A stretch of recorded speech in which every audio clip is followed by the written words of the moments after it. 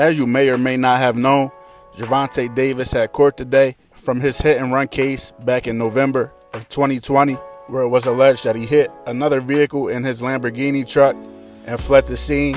And earlier reports stated that he had worked out a plea agreement with the judge in that case for 2 months of house arrest, a 1-year suspended sentence, and some probation time. And then that was eventually thrown out by the judge after the victim in the case stated that she wants Gervonta Davis to serve jail time. So coming into this date, his sentencing date after he pled guilty, a lot of people were expecting that Gervonta Davis would be going to jail for some time. Well, that's not the case. Michael Benson just reported that Gervonta Davis has not received jail time and instead sentenced to 90 days of house arrest with 200 hours of community service and 3 years of probation. Now, I don't know how they pulled this one off. I guess it's true money talks, man, because it looked like Tank was cooked. He was going to have to be serving at least 2 or 3 months. But them Al Heyman Harvard lawyers came through. I don't know if y'all know this, but Bob Arum, Lou DiBella, Al Heyman, they all graduated from Harvard. So they all got all types of powerful connections. And of course, I'm just playing. We don't know where Tank's lawyer or lawyers came from at this point, but they did a hell of a job because it looked like my boy was cooked. I'm not even going to lie to you. But as far as what's next, it's back to ass whooping time for y'all favorite fighters. Y'all favorite fighters is about to keep getting their asses whooped. And one I want to see get his ass whooped next is Devin Haney. A lot of these Devin Haney fans want to see this Gervonta Davis fight because they're confident that Devin could beat Gervonta Davis. You never see them really pushing the Shakur fight because they're not really confident that he could beat Shakur. But they figure that Devin is long, he can jab Tank, keep him on the outside.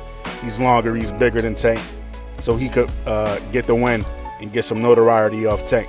And as a fan of the sport of boxing and the science of boxing, you should see why they think like that. A slick boxer who's long and way bigger than his opponent, you should get an edge to that fighter. In theory, you should.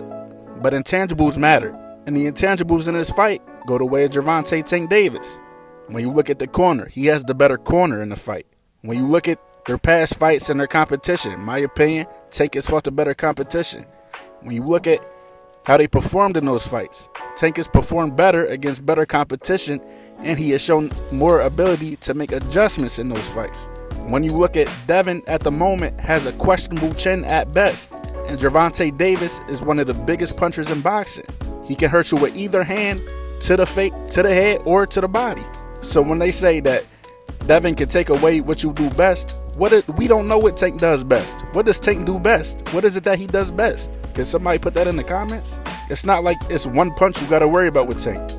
Like Ryan Garcia, we know that Tank had to neutralize that left hook, which he did. What do you neutralize with Tank? He can hurt you with both hands, to the head, or to the body. So what do you neutralize? And on top of neutralizing that, you already have a questionable chin at best. And you're squeezing yourself down to make weight, which just drains you even more and makes you more susceptible to getting hit with those big shots. So I just feel like a lot of people are going to be disappointed. A lot of Devin Haney fans are going to be shocked by the way this fight goes. They think that Devin's just going to keep Tank on the outside and out jab him, land a couple right hands, land a couple check hooks, and not get touched for the entire fight. And in my opinion, that's just disrespectful to Gervonta Davis, because I don't see their skill sets being that much far apart, where Devin can, if he wants to, just decide not to get hit by Gervonta Davis. I don't see their skill sets being that different. Tank is going to have his moments, and he's going to get his shots off. And Devin's chin is going to have to come through for him, because it's going to get tested. His chin's going to get tested. His body's going to get tested. So I really want this fight for these Devin Haney fans. They've been crying for it. I want this fight bad. So we got to see how Devin Haney, his pay-per-view performs. May the 20th with Lomachenko. We know Tank and his team, they've been talking about the numbers got to be right, because if you're demanding a certain amount of money, you need to bring a certain amount of money to the table. So that's what they're saying when they say that the numbers got to be right. So hopefully this pay-per-view does well for Devin Haney and we can get this fight. And honestly, I think this is the fight that Tank wants. The fight with Devin Haney, just to shut y'all up, to shut his team up, to shut him up. And he's been saying that he really doesn't plan on being around boxing for too much longer. You got a couple fights that he want, with Devin Haney being one of them, and then he's out of here. So I could see this fight being next, but we got to see what Tank and his team decides to come up with. They got a lot of options. They could fight Devin Haney. They could fight Shakur. They could fight Tiafimo. They could fight Pitbull Cruz in a rematch.